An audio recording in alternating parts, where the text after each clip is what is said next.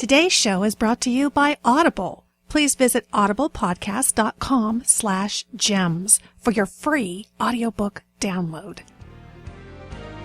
Welcome to the Genealogy Gems Podcast, providing quick and innovative ways to make the absolute most out of your research time and creative ideas for sharing and displaying your family history. I'm your host, Louise Cooke.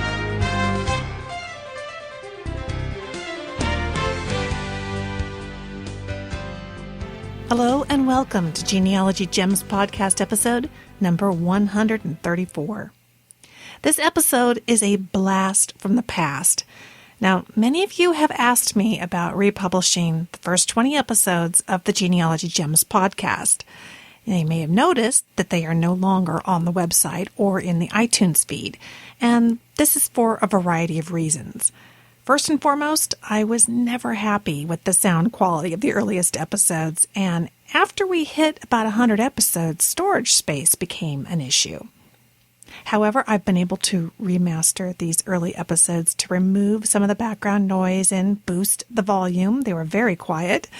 And as you know, there's a new website coming just around the corner. So we've overcome some of those obstacles. But this seems like a particularly ideal time to bring back some of these episodes out of the vault, as I have just wrapped up 6 solid months of extensive travel here in the U.S. and internationally, speaking at conferences and meeting all of you. In fact, Lacey and I just rolled in late last night from the Southern California Genealogical Society Jamboree in Burbank, California, and frankly, I'm pooped. In fact, I did some quick calculations this morning, and I have traveled to 14 cities, and I've covered well over 33,000 miles speaking about family history since January of this year. It's been an amazing ride, but it's time for a little break. Got to catch up, get the new website launched, and most importantly, welcome our second grandson into the world at the end of the summer. So, in this episode, I'm going to take you back, way back in online years anyway, to February of 2007, and the first and second episodes of the podcast. Back then, I was using a $10 microphone from Radio Shack, and I was working a lot of hours just to figure out how to publish a 10-minute episode. I remember it like it was yesterday. And in fact, in episode number 2, you'll notice I referred to Regina, Saskatchewan as Regina, since I was just becoming familiar with the city, and a very kind listener set me straight in one of my very first emails that the correct pronunciation is Regina. So you will notice that. And of course, since then, I've traveled to Canada many times to speak. In fact, the weekend just before Jamboree, I was in Kingston, Ontario, which is just outside of Toronto, speaking at the Ontario Genealogical Society Conference. And in September 2012, I'm going to be heading back up to Kelowna, British Columbia. So here I am, as the newbie that I was to podcasting, just as excited as I am today to be talking to all of you about genealogy. So sit back and enjoy Genealogy Gems Podcast episodes number 1 and 2.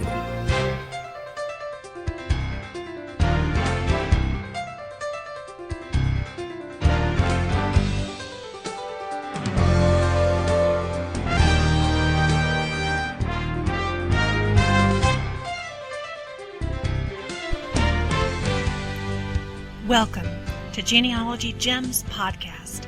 I'm your host, Louise Cooke. My goal in creating this podcast is to provide you with inspiration and innovation to help you get the most out of your research time. There's never enough time to work on your family tree, is there? I'll never forget being turned on to Ancestry.com back in about 2000 and being up until 3 o'clock in the morning collecting data on my ancestors as fast as I could. I must have spent about, 8 hours straight that night working on genealogy, and things have changed a lot since then. While I make the time to research nearly every day, the time is usually squeezed in between driving my youngest daughter to school and doing household chores and all the other thousands of things I do during the day as a homemaker. But family comes first. So when I have some precious moments to dig into my roots, I want to make sure that I'm mining gold nuggets and not dead ends. We all know that genealogists are some of the nicest, most helpful people. I mean, whenever I've put a request out there on the internet, there's always been somebody who's been willing to photograph a tombstone or do a lookup in a book that's hard to find or that isn't in my location, and they're always just wonderful. Well, I really want to give something back. So this podcast is my offering to you. I hope to be publishing the podcast on about a weekly basis. I'm new to all this podcasting, and I am really excited about the possibility of expanding my genealogy community. Sometimes our neighbors and our loved ones or our closest friends really aren't into it, but there's nothing better than communicating with others who are just as excited about it as you are. And certainly that's true for me. I definitely want to hear from you. I want to get your feedback and your ideas and your suggestions. So you can email me at genealogygemspodcast@gmail.com. Here is your first genealogy gem. Have you ever gone to a website that has had dozens of links on it that look really promising, but you can just imagine having to spend hours and hours combing through the different documents attached to those links, trying to locate your ancestors? A really good example of this is not too long ago I was working on my Lynch family, my Irish roots in Wisconsin, and I went to the Gen website for Polk County, Wisconsin. If you're not familiar with the Gen websites, they're through the rootsweb.com network, and they're just a wonderful resource put together by county where volunteers manage these websites and put as much information out there as is available to them and that others make available to them. So they're a great resource.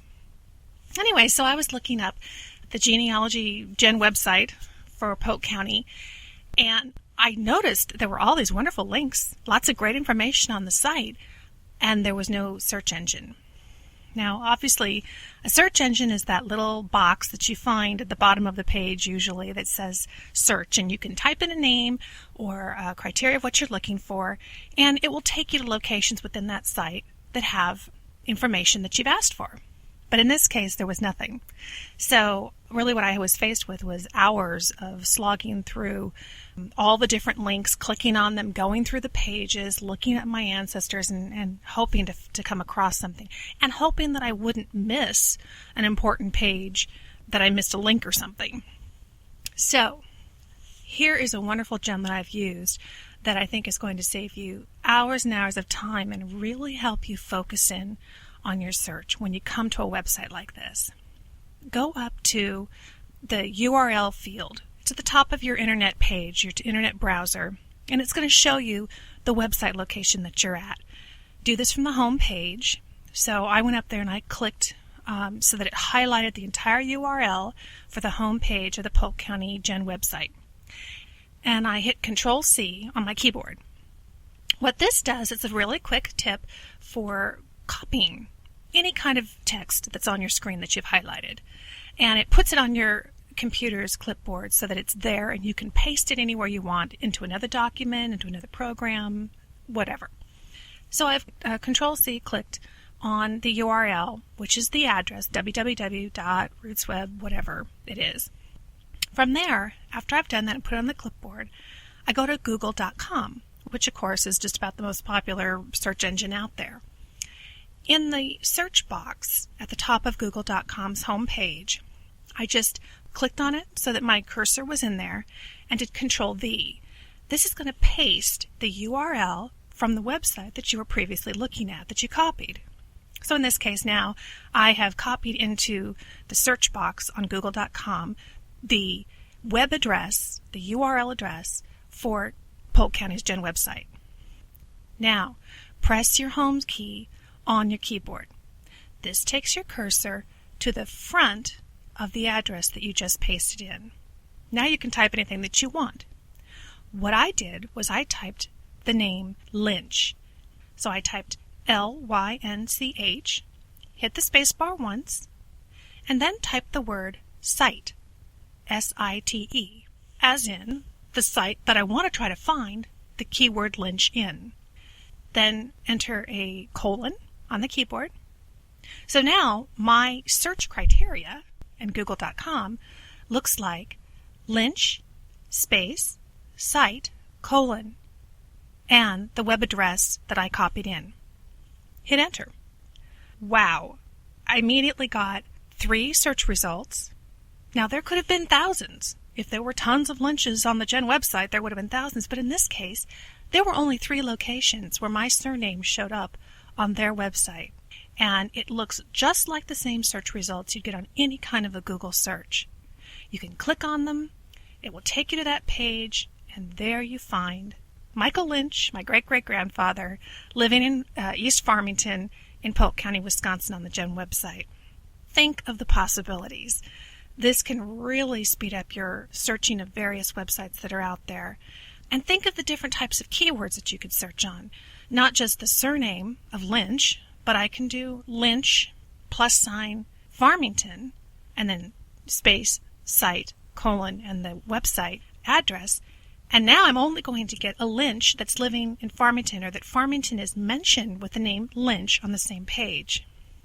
So if you have a Smith as your last name, and perhaps there were thousands of results the first time that you used this technique, but you happen to know that your Smiths live in East Farmington, you could go back and revise that search that you did in Google.com by adding a + and whatever it is you know about them, a town name, an occupation, whatever you think you might be looking for on that website, and that's going to hone in even further. Believe me, once you use this gem, you are never going to go back to struggling through hundreds of pages that have nothing to do with your family. Try it today.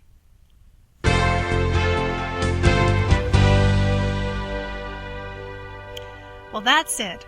The premiere podcast of Genealogy Gems Podcast.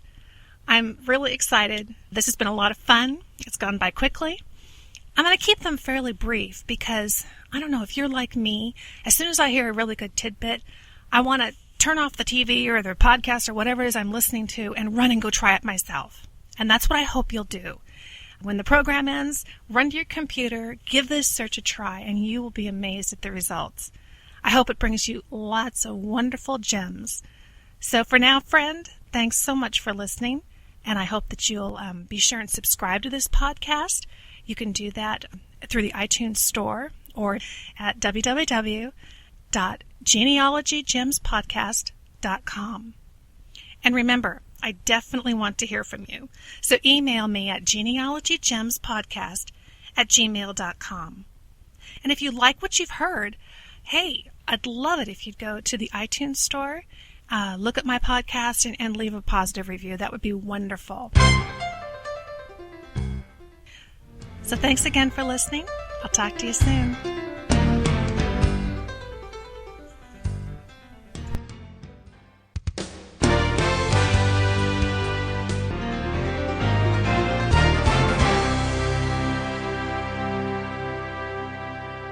I want to take this moment to thank our new sponsor, and that's Audible. If you're not familiar with Audible, Audible is the internet's leading provider of spoken audio entertainment. They have over 40,000 titles to choose from. If you have a genre that you like, they have it covered. If you go right now to audiblepodcast.com/gems, you can get yourself a free audiobook download when you sign up for the service. And if you're wondering which books to get with that free audiobook download, some titles you might want to take a look at are The View from Castle Rock by Alice Munro, or you could pick up Finding Oprah's Roots, Finding Your Own by Henry Louis Gates. And if neither of those genealogy titles tickle your fancy, don't worry, because there's 40,000 plus more to choose from. So again, go to audiblepodcast.com/gems.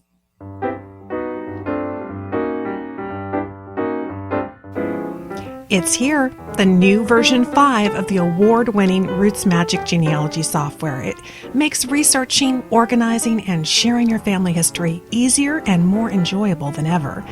If you're looking to take the next step in your family history research and start recording your family tree in your own genealogy database, Or if you've really been wanting to make a switch to a much more user-friendly program, then do what I did. I chose Roots Magic, and I'm really glad that I did. Throughout its 10-year history, Roots Magic has helped people research and share their family trees with innovative features like moving people from one file to another with your mouse, a source wizard to help you document your work, creating a shareable CD to give to family and friends, and running Roots Magic off of a USB flash drive when you're away from home. Roots Magic also received the award for easiest to sync from Family Search for their work in interfacing with that system. Really, what are you waiting for? Download your risk-free trial of Roots Magic 5 at rootsmagic.com. See why professionals and beginners alike choose Roots Magic at rootsmagic.com.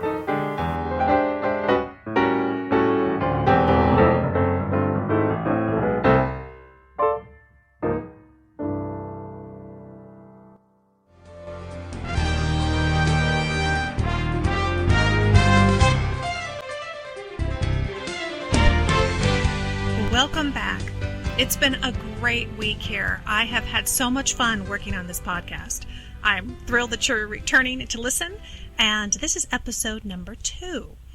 Podcasting is just an amazing vehicle, and I feel like I'm already getting to know you guys a little bit. If you have any suggestions or things that you notice, if the volume isn't quite right, whatever, I hope you'll email me, because I'm really going to be relying on all of you to give me some feedback and comments and suggestions. You can reach us at genealogygemspodcast@gmail.com.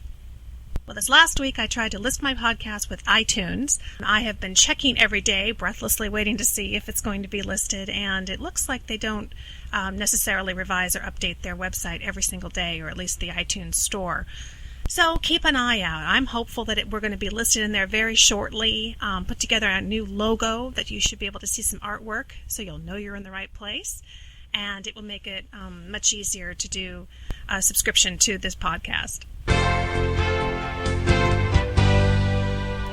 Well, let's get right to this episode's gem. I'm really excited to talk about it. Now, I hope that you intermediate and advanced genealogists hang in there with me, because as I get started, it might sound like I'm talking about a very beginner-type subject, but it's not. It really applies to all of us. And I'm particularly excited in talking about journals and diaries and letters, because it's something that I have come across in this last couple of weeks and discovered so many new things that I thought I had already kind of exhausted my resources.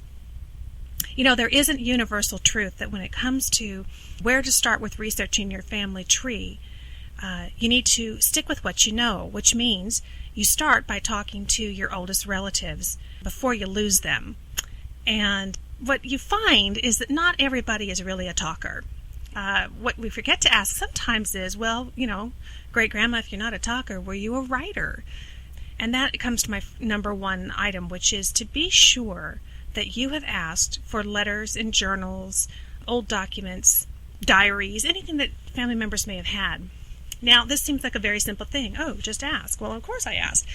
Well, sometimes we think because we've talked about the research that we're doing with various family members that it's a given that if such items existed, they would have already offered them to you.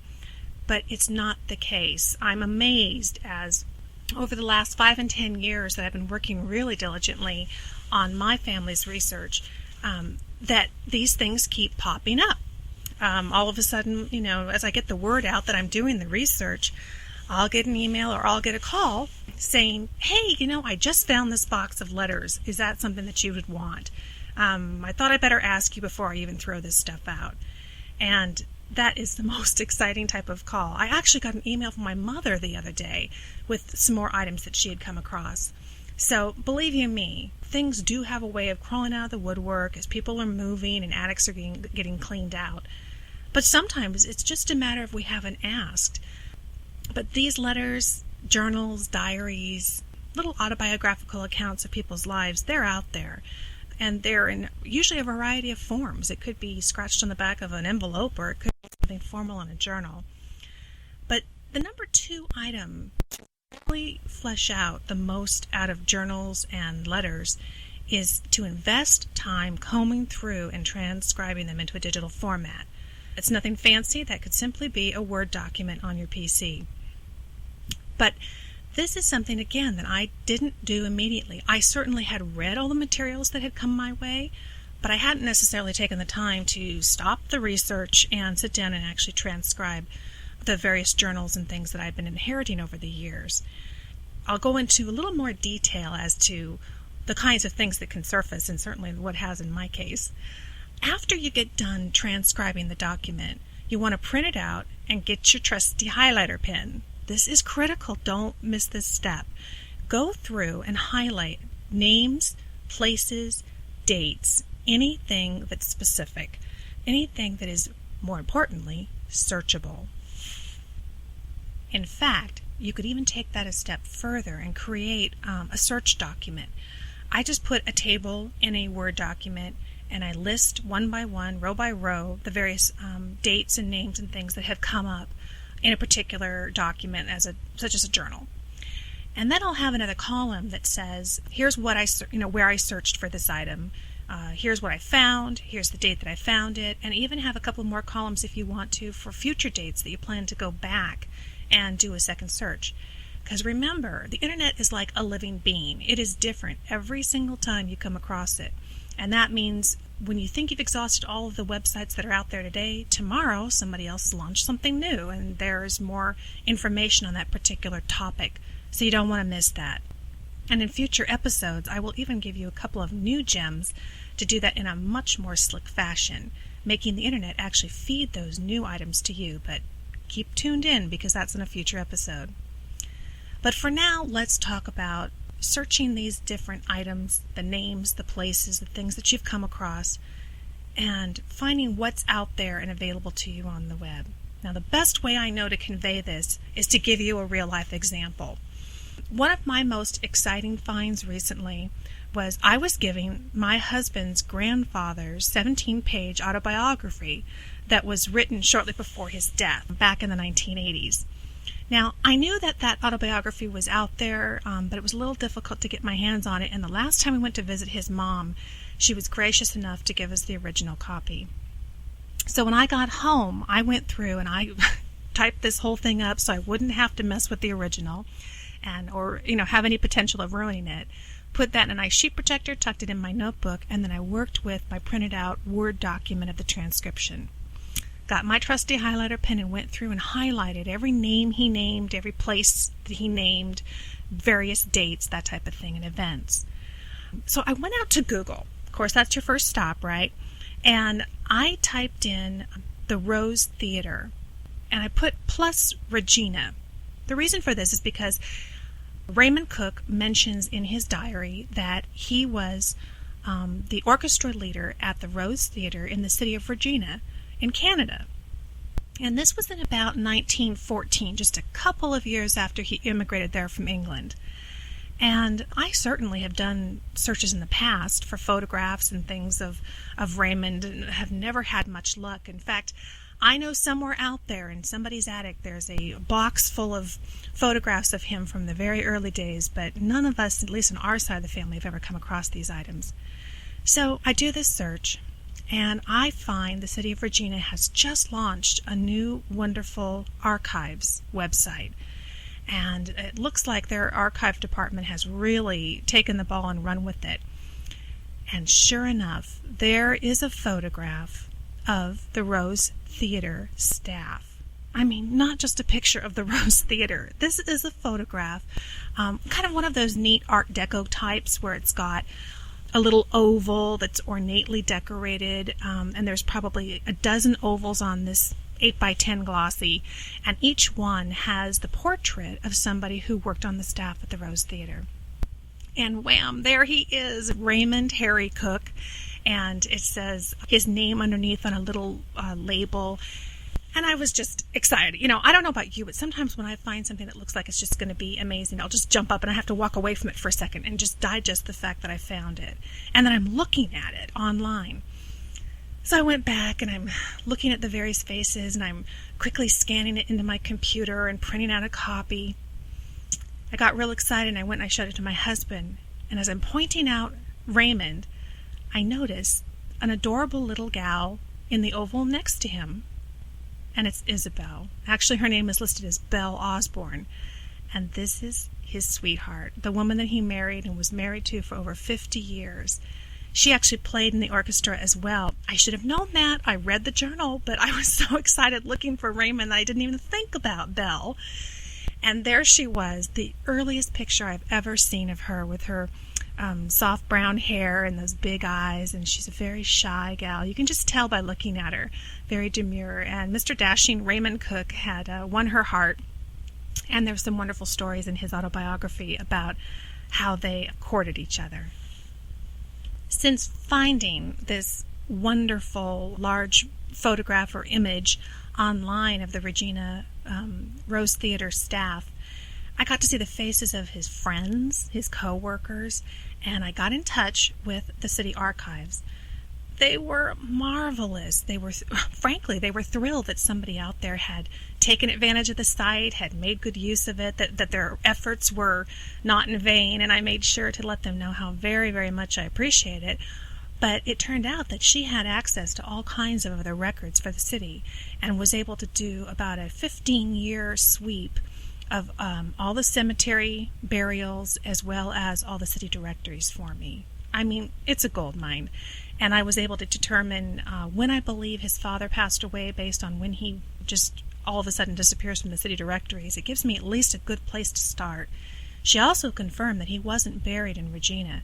And that's a really important thing to know, because I had always made that assumption, at least based on what I had known so far, was that I believed that Raymond's father had died and been buried in Regina. So now I know to look probably in the States, which is where Raymond very quickly after that moved to.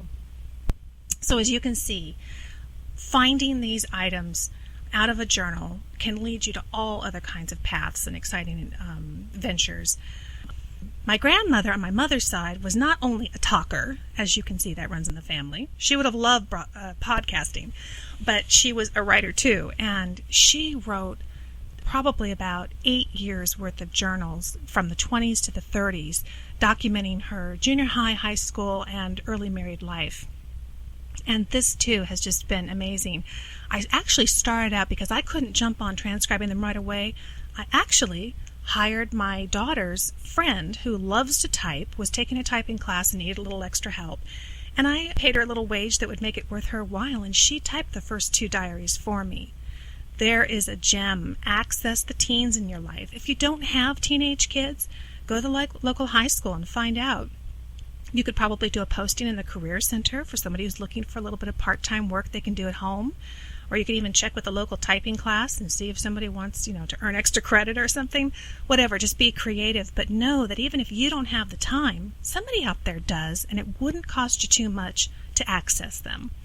Anyway, she typed up the first couple of journals until I was able to jump on it and finish the rest of them. And I am still exhausting the different avenues that those journals have led me to, as far as people and places and things that, wind back around and lead me to a closer glimpse into her life. Spencer W. Kimball said it this way: I promise you that if you will keep your journals and records, they will indeed be a source of great inspiration for your families, to your children, your grandchildren, and others on through the generations. Each of us is important to those who are near and dear to us, and as our posterity read of our life's experience, they too will come to know and love us. And in that glorious day when our families are together in the eternities, we will already be acquainted. Journals are a wonderful gift to us from our ancestors. Well, thank goodness our ancestors put pen to paper when they did. It may not have been as often as we would have liked, but when they did, it's a gold mine. Now, you may have assumed that there are no family memoirs or letters, but my question to you is, have you asked recently?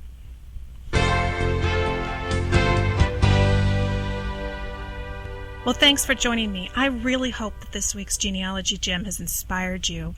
I'm trying to keep them brief and to the point so that you can get excited and then jump online and take off with whatever little inspiration and tidbits I've been able to provide to you. Now I have a special treat for you. I want to share with you just an excerpt of Raymond Harry Cooke's autobiography, just to give you a taste of what some of our ancestors were thinking and feeling, and thankfully putting on paper.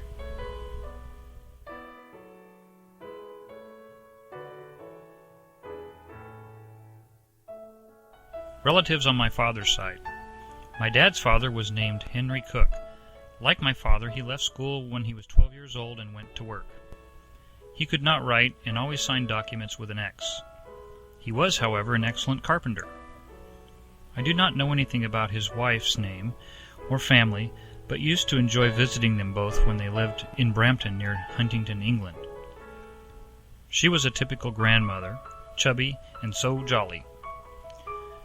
Their oldest child, George, lived at Cambridge, where he owned a music store for many years. I only met him twice. Their next child, Tom, was in Ulster for a wealthy gentleman farmer. We used to visit them when I was a child. They had 5 children. An Ulster is one who takes care of the feeding and grooming of horses, and also an innkeeper. The next son was my father, Harry. He served at the age of 12, around 6 years apprenticeship as a coachsmith and blacksmith. They also had 2 daughters. One, I think it was Martha, married a man named Plummer, and they lived at Rushton near Bedford, England. He worked at a large gasworks. Another daughter, I believe Polly, married Jack Turner. He used to import wild horses from Russia and break them for use on the farms. The youngest child was named Charles, but after we left England, we heard no more from him. On August 23, 1890, my grandfather, Reverend John William Munns, father of Mary Ann Susanna Munns, was minister at the village chapel in Brampton, performed the wedding ceremony for my mother, who was organist at this chapel, and my father, who was a Sunday school teacher. Shortly after the wedding, Mother was visiting in the town of Huntington and heard of a position being open for a coachsmith and blacksmith at Windover and Windover, coach builders at Huntington. She ran several miles home to Brampton to tell my father, who was the village blacksmith working for Martin Haynes in Brampton, where he had completed his apprenticeship. Dad succeeded in getting the job. Windover and Windover had a very large plant and employed 81 blacksmiths and had 81 forges. They made, among other things, elaborate horse sleighs, which they shipped by boat loads to Russia. During Dad's apprenticeship, he spent the last 3 years of it hand-forging all the gates at Hinchinbrook Castle, the home of Lord Hinchinbrook. The castle had formerly been the home of Oliver Cromwell. After Dad worked for Windover and Windover, they moved him to Tunbridge Wells, where they had a small coach-building business. Soon after arriving at Tunbridge Wells, I was born March 6, 1894, at 5 Mount Field Road.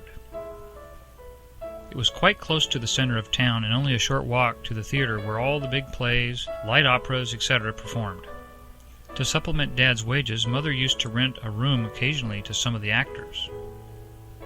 Eventually, Windover and Windover decided to close their business in Tunbridge Wells. Dad's friends persuaded him to go into business for himself. He found a location and 5 or 6 of his old workmates to come to work for him. He did very well, as he was able to retain many of the old customers for whom he had done work at Windover and Windover.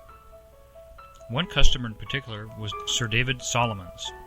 He had a very large estate called Broomhill. Dad and several of his men would ride their bicycles to Broomhill every day, where they worked on his carriages. One evening, quite late, Sir David phoned Dad from Paris. He told Dad he was buying a French automobile and would bring it across the English Channel the next day. Dad was to go to Dover on the train and meet him. When Dad met him, it was his job to walk ahead of the auto a distance of 40 miles, waving a red flag as a warning to people driving horses, as the horses became quite frightened by this infernal machine. It was probably one of the first, if not the first, automobile in England. The return to Tunbridge Wells took about 2.5 days, as they were not allowed to travel any faster than a person could walk.